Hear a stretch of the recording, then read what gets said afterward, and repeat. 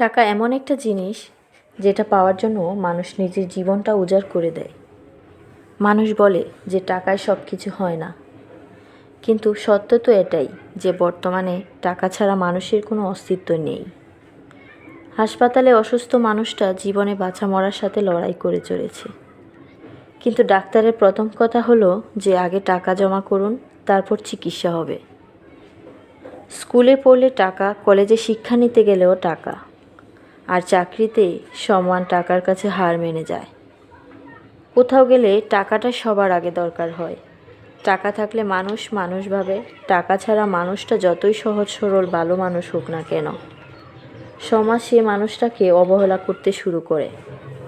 বাস্তবতা তো এটাই যে টাকা শুধু দরকারি হয় না, আজকাল মানুষের সবথেকে বেশি প্রয়োজনের জিনিস হয়ে ওঠে।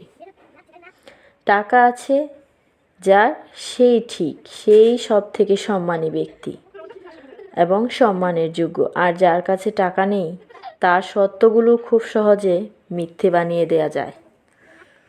তাই টাকা উপার্জন করুন, টাকার মূল্য বুঝুন।